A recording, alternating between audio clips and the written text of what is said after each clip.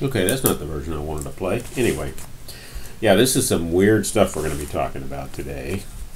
Remember I mentioned earlier video that limits really was, one way to understand limits was through continuity, but that in fact, once we got the intuitive understanding of limits, we were going to define continuity from limits.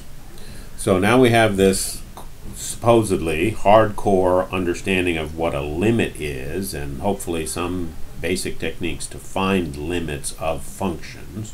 And now we want to talk about the continuity of a function. And of course, you know, this is going to sound reflexive in some way, in that we're defining something we already defined using continuity. We're going to define continuity using limits, but that's what we're going to do. So a function f of x, let's call it y equal f of x, we like to write it that way, right, is continuous at some point, let's say x equals a, if the limit as x approaches a of f of x equals f of a. So let me give you some examples. So not continuous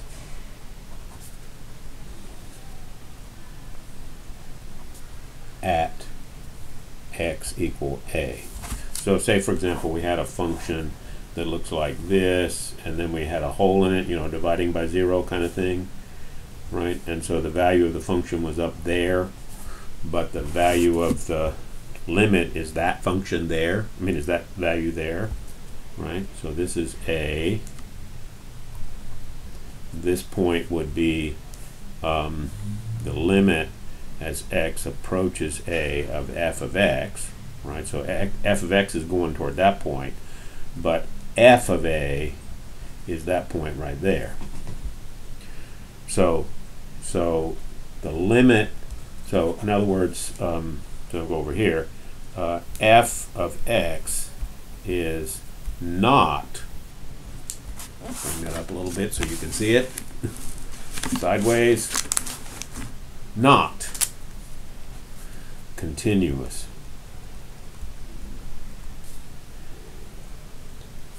at x equal a. All right? Sorry, that's sideways. I'll do better on the next one. Okay, let me do the next one. I'll make sure I won't write flow too far down. Okay, so here's another example.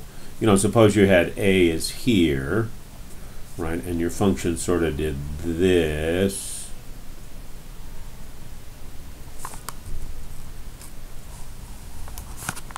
Right, so the value of the function, oops, I need to move that over. That's supposed to be directly, that 0 is supposed to be directly over that solid line. So the limit as x approaches a doesn't exist because it's two different values. Say that's 2 and that's 3. So the limit from the left doesn't equal the limit from the right, so there is no limit, and so that function is not continuous. Okay?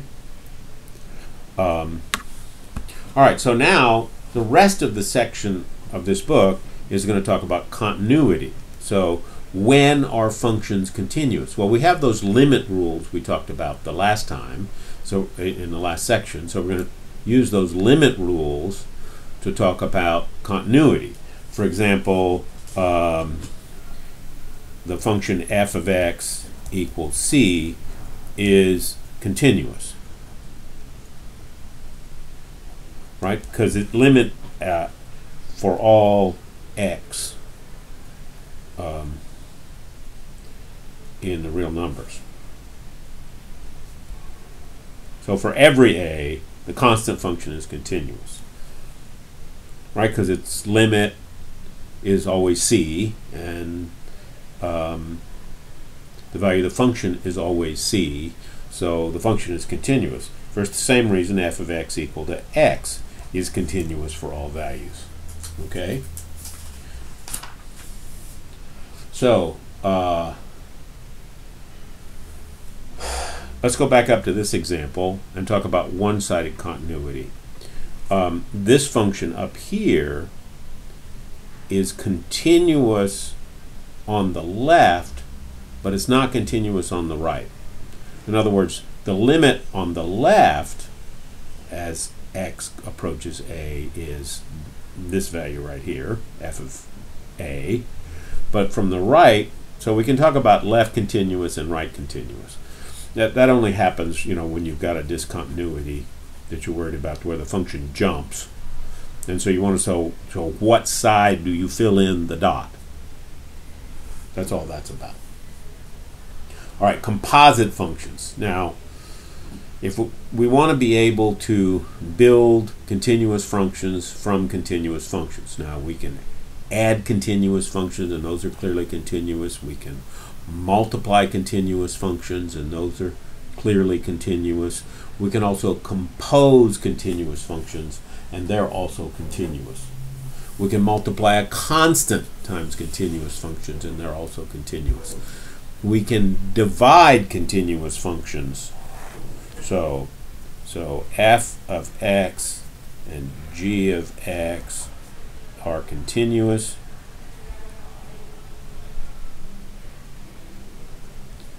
At x equal a, then f plus g is continuous. Am I going off the page again? Yes, I am. Here, let me do this. Is continuous at x equal a, f of x times g of x is continuous. I spell continuous. At x equal a, some constant times the any one of these functions is continuous. And be careful. Let me go just below here. F of x divided by g of x is continuous, provided what? You know the answer to this. Provided, okay, I forgot, add x equal to a. Provided g of a does not equal 0, because g of a is equal to 0, then all bets are off, right? Because you can't divide by 0. So you can add functions, you can subtract functions, you can, we can also add one if you want, minus f of x. If x is continuous, minus f of x is continuous. So we can add functions, we can divide functions, we can multiply functions, we can multiply constant times functions. We can divide, but provided you're not dividing by 0. Got one off the page again. Minus f of x is continuous. Add x equal to a. All right. So what that means is polynomials are continuous, right? Because just are all continuous.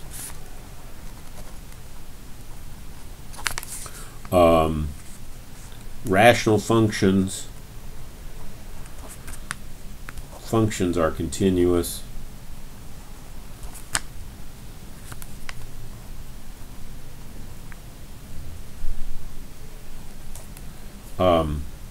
For all values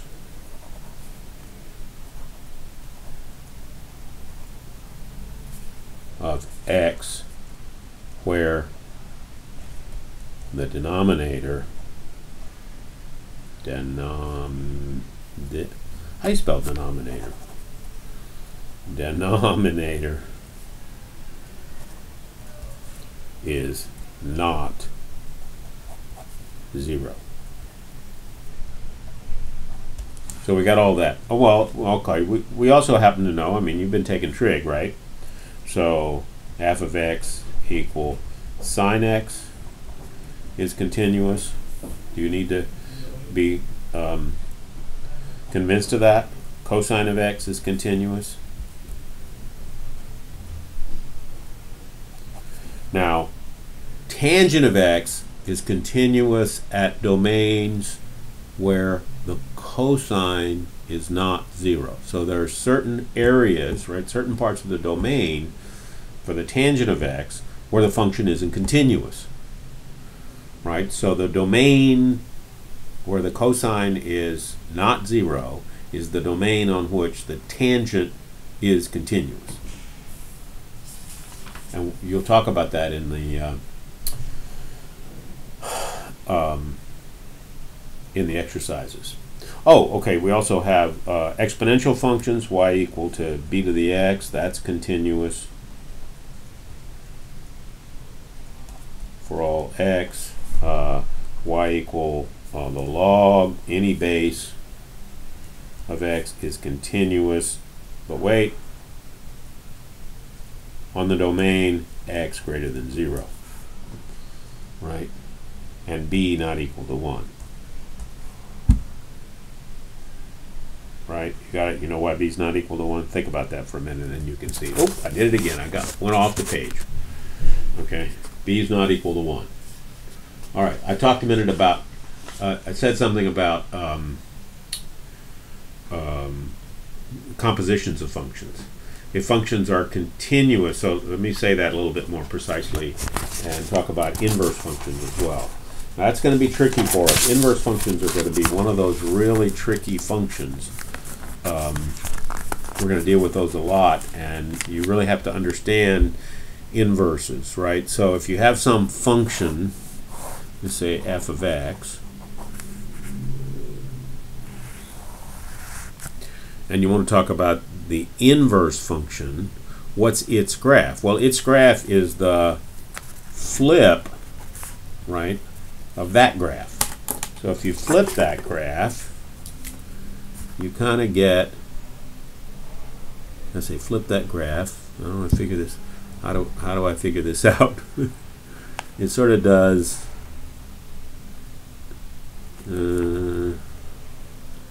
goes like that. There you go. Right, that's the mirror image.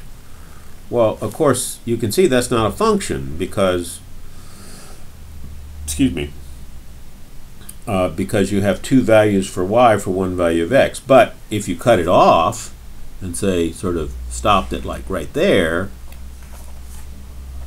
well, that part of the function is a function, right? So if a function is continuous, and let me read precisely what the book says so I don't get it wrong. If a function is continuous on an interval with range r, and if the inverse exists, so the inverse doesn't exist on the whole range, the inverse only exists on part of the range, and you get to pick, you know, what the domain is, right? So if the inverse exists on this domain, then the inverse is continuous. If the function is continuous and the inverse exists, then the inverse is continuous. Okay? And it talks about domain and range kind of backwards from because what it says is if it's continuous on an interval with range r, then f inverse is continuous with domain r. I say it the other way, right? Because you got to restrict the domain so that the inverse is continuous. Anyway, we'll talk about that in class maybe. All right, and that's it for this section. Hope that made some sense to you. If it doesn't, watch Austina's video because it'll make a lot more sense than mine.